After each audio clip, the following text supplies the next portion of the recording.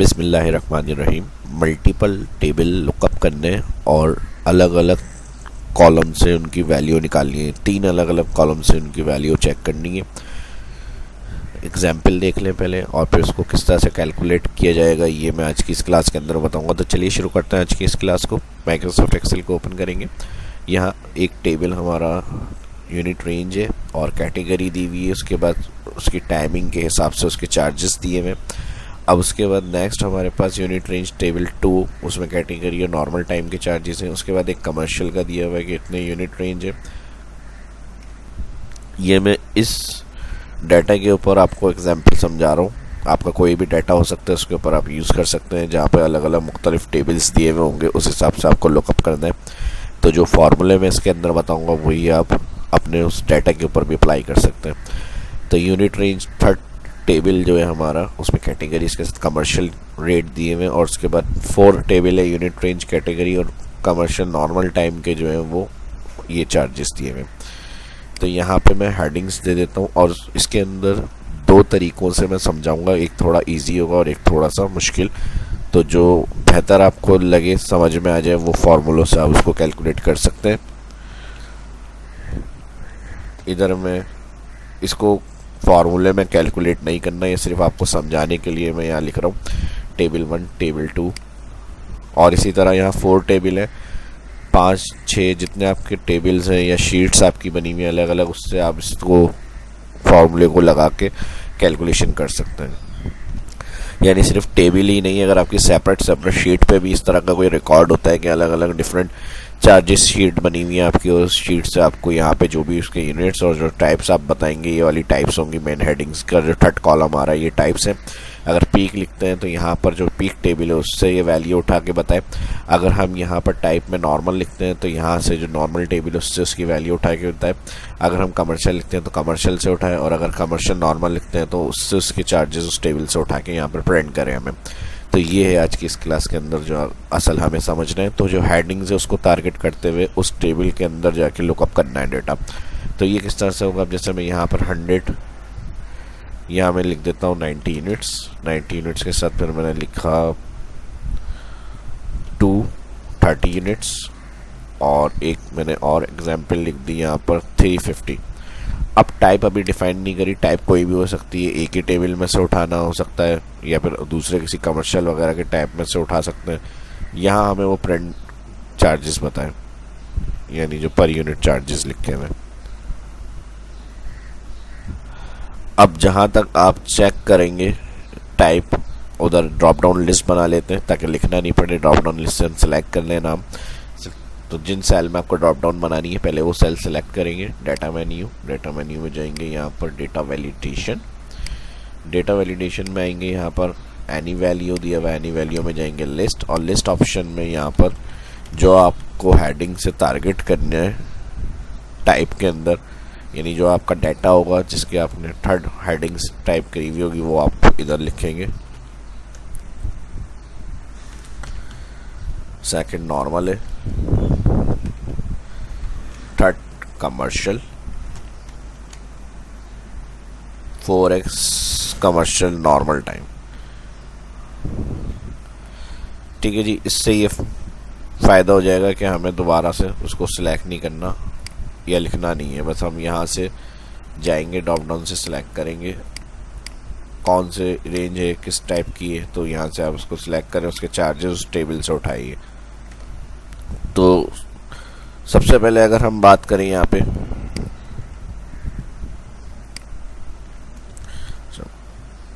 इस सेल के ऊपर भी अप्लाई होगी है, इसको मैं क्लियर कर लेता हूँ यहाँ से। और इसके अंदर अगर हम बात करें तो यहाँ पर हम सबसे पहले इजी एग्जांपल जो है वो वी लुकअप की है। लुकअप वैल्यू के अंदर क्या है, हमने कहा इस यूनिट्स को लुकअप करना है, कॉमा।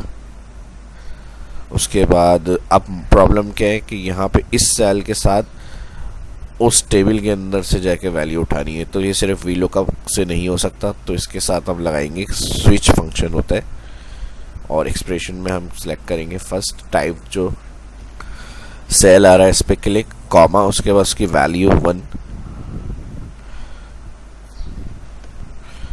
वैल्यू वन में जिस टेबल की हेडिंग्स को मैच करना है सेल के साथ, तो पहले हमें फर्स्ट सीक्वेंस से चलेंगे क्योंकि हर टेबल को देखना है। तो हम फर्स्ट टेबल की जो हेडिंग है इसको सिलेक्ट कर रहे हैं C3 और इसको हम करेंगे F4 क्योंकि यहाँ से ड्रैग होगा तो ये सेल एब्सोल्यूट हो जाए। तो इसको वन टाइम F4 करेंगे, फिर कॉमा।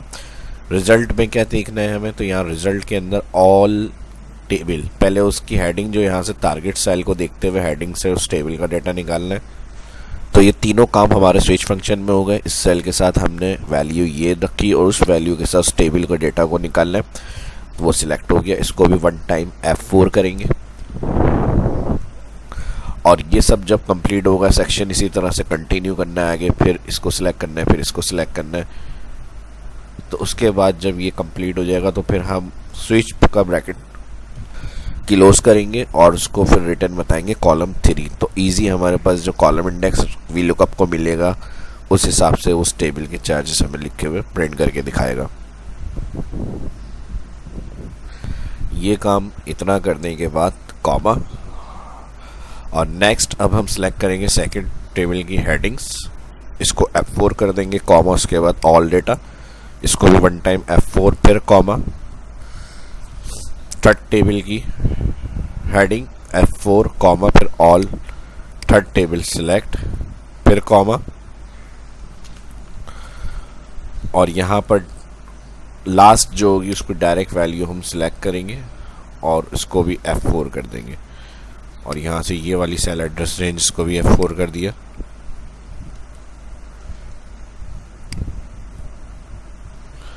यहाँ पर switch function close, column, comma लगाएंगे तो यहाँ VLOOKUP ऑन हो जाएगा। स्विच का ब्रैकेट क्लोज होगा तो VLOOKUP को हम कॉलम इंडेक्स बता देंगे यहाँ पर 3, ब्रैकेट क्लोज, एंटर करके चेक करेंगे। ठीक है जी, 90 यूनिट्स है।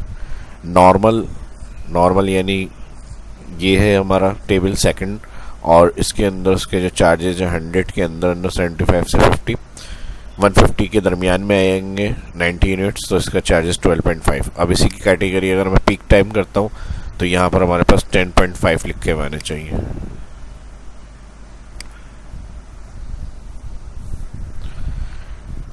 ठीक है जी, तो ये इस तरह से शेड्यूल चल रहा है। आपके चार्जेस मैंने रखे हुए समझाने के लिए। तो जो पहला एग्जाम्पल था उसको तो हमने समझ लिया और उसका फार्मूला मैंने बता दिया किस तरह से लगेगा। अब जैसे हम कोई और थर्ड टेबल को सिलेक्ट करना है कमर्शियल, तो कमर्शियल जो 90 यूनिट्स आ रहे हैं 2.5, इसी तरह मैं यूनिट्स यहाँ पे बढ़ा देता हूँ 350 कर देता हूँ। तो अब यहाँ पे 224.5। ठीक है जी, कमर्शियल में 300 से 500 के दरमियान में रेंज जा रही है तो 224.5। इसी तरह इसको ड्रैग कर लें, सबके जो होंगे यहाँ पे यूनिट आपके लिखे हुए आ जाएंगे। ठीक है जी, 500 से ऊपर गए कमर्शियल के तो यहाँ पे लिखा हुआ आ गया 27.5। और जो भी टेबल सिलेक्ट होगा कमर्शियल नॉर्मल का टाइम देखना है, 500 से ऊपर यूनिट जो है वो ये आ गया 19.5। तो ये तो हो गया हमारा VLOOKUP और स्विच फंक्शन के साथ अलग अलग मल्टीपल टेबल अगर हमें लुकअप करना है और उनकी वैल्यू उठानी है तो वो किस तरह से करेंगे। इसी को एक और एग्जाम्पल से समझते हैं। अगर हम इसको डिफाइन कर दें, यानी इस रेंज को हम डिफाइन कर दें इस टेबल के नाम से पीक टाइम, तो यहाँ से हम इसको सिलेक्ट करेंगे ऑल डेटा और यहाँ पे मैं इसका टाइम दे दूँगा, नाम दे देंगे जो इसका नाम है पीक टाइम।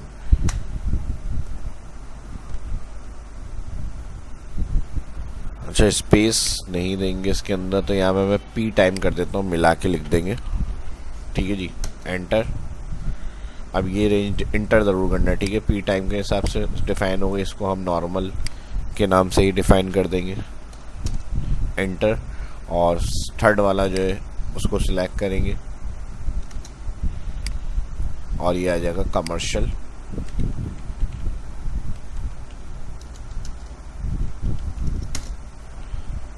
और 4 वाला जो आ जाएगा सी नॉर्मल।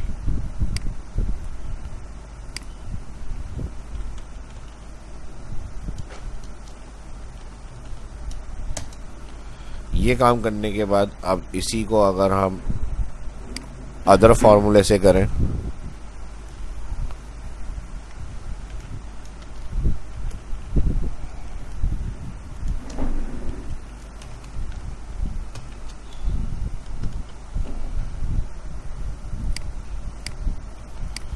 तो इसको इस तरह से लगा सकते हैं। अच्छा, यहाँ हमें एक प्रॉब्लम क्या फेस करना पड़ सकती है कि यहाँ पर जो हमने नाम रखे हैं वो स्पेस और इसके साथ है, और जो हमने यहाँ डिफ़ाइन किए पी टाइम कर दिया, लेकिन वो यहाँ इसको मैच नहीं करेगा। तो इसके लिए हमें चेंजेस करनी पड़ेंगी। जो हमने रेंज डिफ़ाइन करी हुई है उसके देखने के लिए डिफ़ाइन जो रेंज होती है हम यहाँ से सेल में लिखकर सिलेक्शन जो बनाते हैं उसका रिकॉर्ड हमारा फार्मूला नेम मैनेजर में होता है। उधर से आएंगे, सारे नाम आ रहे होंगे इसके। तो इसके लिए हम क्या करेंगे, इसको मैं कर रहा हूँ डिलीट, सिलेक्ट, और यहाँ से सब ऑल क्लियर। ये जो नाम होंगे इसको भी मैं यहाँ से क्लियर कर रहा हूँ। थोड़ा सा इसमें चेंज करेंगे, तो जब आप काम करेंगे तो उस हिसाब से आपको फिर इन चीज़ों को भी सेट करना होगा। तो यहाँ पर हम स्पेस अलाउ नहीं होता नेम मैनेजर में, या डिफाइन सेल जो हम कर रहे हो नेम बॉक्स में, तो इसको हम अंडरस्कोर यूज़ कर सकते हैं। ठीक है जी। तो यहाँ पर जहाँ स्पेस का मसला है वहाँ अंडरस्कोर हो जाएगा। यहाँ पे एक सिंगल है, ये भी सिंगल टेक्स्ट है, इधर मैंने इसको भी अंडरस्कोर कर दिया। तो अब जो यहाँ पे लिस्ट बनेगी वो यही नाम होगी, सेम लिस्ट होनी चाहिए, क्योंकि सेम हेडिंग मैच होगी तो फिर उस टेबल का डेटा लुकअप होगा। तो इसमें लिस्ट में जाएंगे और यहाँ पे बस ये थोड़ा सा आपको काम करना है, अंडरस्कोर के साथ ये नाम लिख दें आप एक दफ़ा। यहाँ पे ये काम कर लेंगे तो जो ये वाला एग्जाम्पल होगा वो ईजी है फार्मूला, पहले वाले जो वी लुकअप और स्विच फंक्शन से मैंने बताया। इक्वल, नॉर्मल, फिर कॉमा,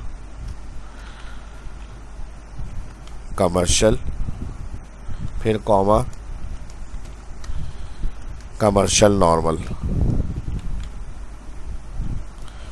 ये काम करना है। ठीक है जी। और अब ये काम करने के बाद अब डिफाइन कर दें इसको, सिलेक्ट, और यहाँ पर जो हेडिंग आई आपने दी हुई है अंडरस्कोर के साथ वो ही आप नेम बॉक्स में दे दें।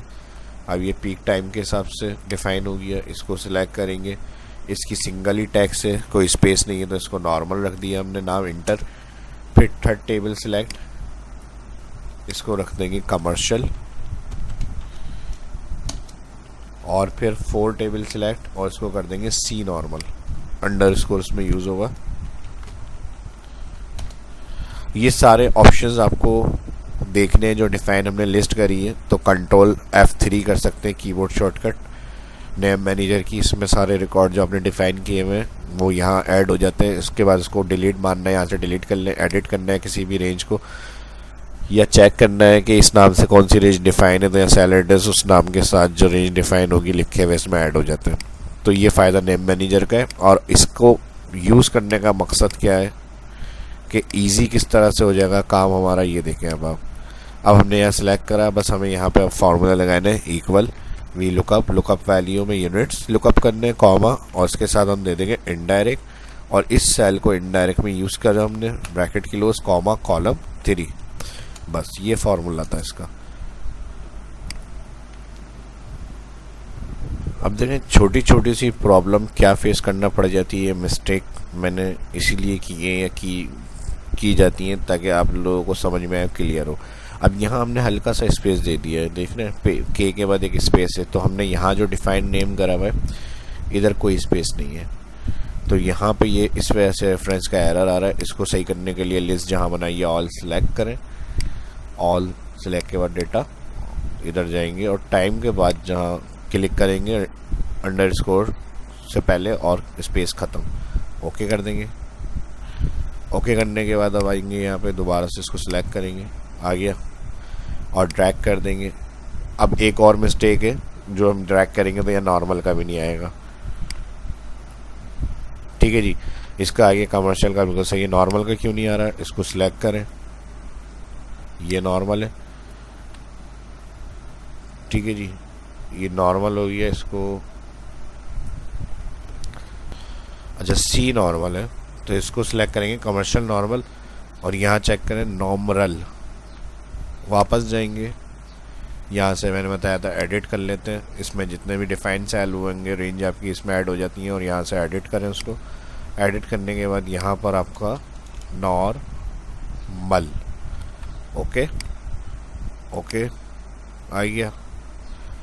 तो ये थे वो दोनों तरीके और दोनों मेथड जो फार्मूलों से हम इसको कैलकुलेट कर सकते हैं, मुश्किल काम को किस तरह से आसान किया जा सकता है, ये आज की इस क्लास के अंदर मैंने बताया है। और जो डिफरेंट शीट्स या टेबल्स हैं, लुकअप्स करनी होंगी वैल्यू, इस वीडियो को देख के आपको आइडिया मिल गया होगा। अगर आप यूज़र हैं इसके, तो इस तरह की मुश्किल में उसको किस तरह से सॉल्व करेंगे, तो ये आज की इस वीडियो को देखने के बाद आपको समझ में आ गया होगा और सीख गए होंगे आप।